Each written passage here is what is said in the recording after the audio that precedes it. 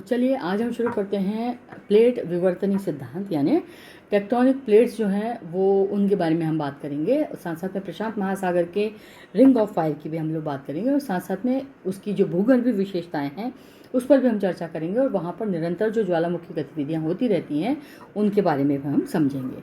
तो यूपीएससी की दृष्टि से ये प्रश्न बहुत महत्वपूर्ण है और लगभग 15 नंबर का ये प्रश्न आता है जिसको हमको 250 शब्दों में इसको विस्तार से लिखना होता है। तो हम सबको सबसे पहले इसकी शुरुआत जो है वो प्रस्तावना से हमको करनी है। अब प्रस्तावना में हमको क्या करना है कि प्रशांत महासागर का जो क्षेत्र है उसके बारे में हमको बताना है कि ये पूरा जो क्षेत्र है वो प्रशांत मेखला के नाम से जाना जाता है, रिंग ऑफ फायर का जो क्षेत्र है। और प्रशांत महासागरीय बेसिन में लगभग 40,000 किलोमीटर लंबा ये क्षेत्र जो है वो, इसकी आकृति कैसी है, घोड़े के नाल के आकार की है ना। लगभग यह दुनिया के लगभग 75% सक्रिय ज्वालामुखियों का क्षेत्र है। इसके अलावा यहाँ पर 90% से अधिक भूकंपों का ये घर भी है, क्योंकि जब ज्वालामुखी आएंगे तो स्वाभाविक सी बात है कि वो भूकंप भी वहाँ पर उस क्षेत्र में उत्पन्न करेगा। ठीक है, इसका अत्याधुनिक जो ये क्षेत्र है वो अत्याधिक भूगर्भीय हलचलों का क्षेत्र है। सबसे ज़्यादा मूवमेंट जो है वो इसी क्षेत्र में पाया जाता है। ठीक है, मैं इसका जो क्षेत्र की जो वो है वो भी मैं आपको जो वीडियो रहेगा उसमें मैं आपको पूरा क्षेत्र जो है वो उसका इमेज आपको शेयर कर दूँगी।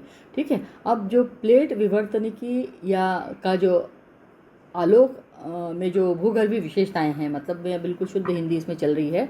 तो रिंग ऑफ फायर में मतलब जो विवर्तनी प्लेट है या टेक्टोनिक प्लेट्स हैं उसमें जो भूगर्भीय विशेषताएं हैं वो क्या क्या हैं वो अपन पढ़ते हैं।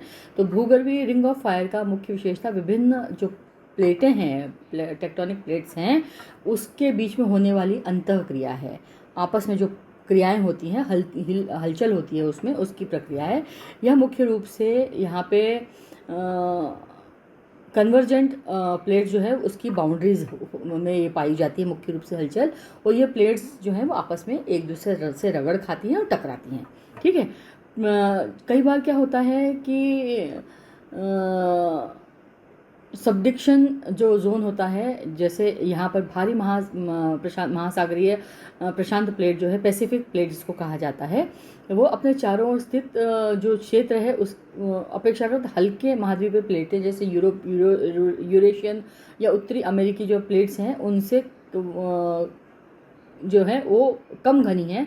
और महासागरीय प्लेटें जैसे फिलीपींस प्लेट जो है वो कई बार आपस में रगड़ खाती है, और जो कच्ची प्लेट्स होती हैं उनसे वो जब हार्ड प्लेट टकराती है तो क्या होता है, कच्ची प्लेट जो है टूट जाती है। टूटने की वजह से जो ऊर्जा उत्पन्न होती है उसकी वजह से भूकंप आते हैं, और कई बार ज्वालामुखी विस्फोट भी उसकी वजह से होता है।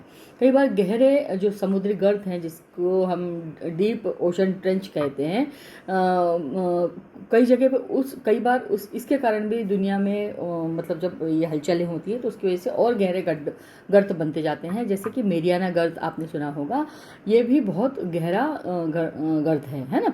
इसके अलावा भूकंपीय संवेदनशीलता, तो प्लेटों का जब आपस में वो रगड़ती हैं, टूटने से अत्यधिक मात्रा में ऊर्जा जो है वो उत्पन्न होती है, और इससे दुनिया के सबसे बड़े जो इसको भूकंपीय क्षेत्र या भूकंपीय पट्टी बनाते हैं। ठीक है, अब कई बार क्या होता है कि लगातार जो ज्वालामुखी गतिविधियां हैं उसके क्या कारण हैं।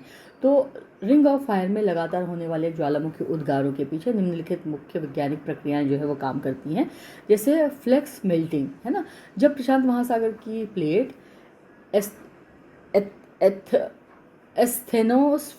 एथनोस्फीयर मतलब दुर्बलता मंडल के नीचे की तरफ जो मतलब कमज़ोर परत है उसको जब नीचे की तरफ धंसाती है तो वह अपने साथ समुद्री पानी और तलछट है ना, सेडिमेंट्स को भी वो लेके जाती है। और यह पानी अत्यधिक जब ये गर्म चट्टानें जो हैं पिघलने लगती हैं, तापमान बहुत अधिक हो जाता है, वो प्लेट मेल्टिंग पोजीशन पर आ जाती है, तो उसको तापमान के पिघल जाता है, और जैसे उसकी वजह से जो गर्मी की वजह से मैग्मा का निर्माण होता है, मतलब लावा का निर्माण होता है हीट की वजह से, है ना।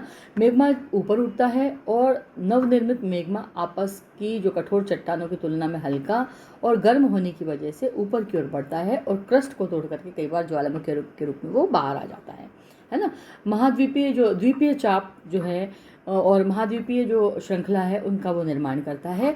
महासागरीय अभिसरण मतलब महासागरीय अभिसरण इसके कारण जापान, फिलीपींस, अलेउतियन द्वीप जो है और द्वीप समूह जैसे द्वीपीय चाप मतलब आइसलैंड आर्च जो है वो बनते हैं उसकी वजह से, है ना। और महासागरीय जो महाद्वीपीय अभिसरण है उसकी वजह से दक्षिण अमेरिका में एंडीज बना है। उत्तर अमेरिका में की अगर हम बात करते हैं तो कास्केड पर्वत श्रृंखला जो है वो बनी है। और ये सब जो पर्वत श्रृंखलाएं हैं वो ज्वालामुखी उद्गारों की वजह से इन पर्वतों का निर्माण हुआ है। अब इसका हम अगर निष्कर्ष की बात करते हैं तो प्रशांत महासागर का रिंग ऑफ फायर पृथ्वी की आंतरिक जो गतिशीलता है उसका सजीव उदाहरण है। प्लेटें मतलब जो टेक्टोनिक प्लेट्स हैं वो यह सिद्धांत को स्पष्ट रूप से ये समझाता है कि कैसे प्लेटों का विनाश होता है, मैग्मा का निर्माण होता है और इस क्षेत्र को एक निरंतर धधकती हुई ज्वालामुखी मेखला को ये बनाए रखता है। यह क्षेत्र न केवल भूवैज्ञानिक अध्ययनों के लिए बल्कि आपदा प्रबंधन, सुनामी की चेतावनी प्रणालियों के विकास में भी वैकल्पिक स्तर पर एक महत्वपूर्ण कारण बनता है। ठीक है, तो आपको इसमें जो है वो प्रमुख बिंदु जो है वो क्या कौन कौन से याद रखने हैं आपको। तो विवर्तनिक मतलब टेक्टोनिक प्लेट्स जो कि ग्रीक भाषा के टेक्टोन से आया हुआ है जिसका अर्थ होता है निर्माण करने वाला या बिल्डर।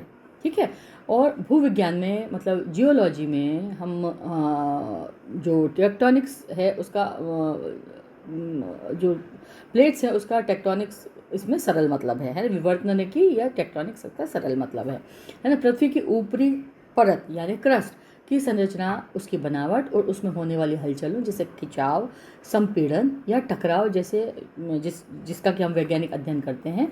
तो आप इसे 3 आसान शब्दों में समझ सकते हैं। कैसे कि प्लेटों की गति जब हमारी पृथ्वी की बाहरी परत लिथोस्फीयर एक अकेली ठोस चट्टान नहीं है बल्कि कई छोटे बड़े टुकड़ों में ये बटी हुई है ना।